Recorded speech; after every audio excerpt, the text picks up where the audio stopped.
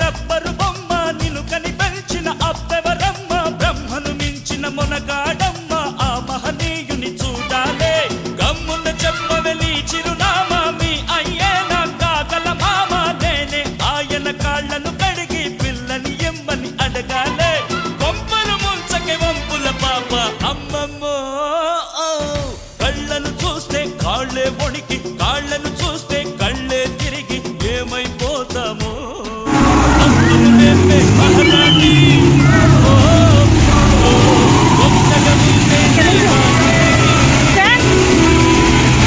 ఔరా లేలా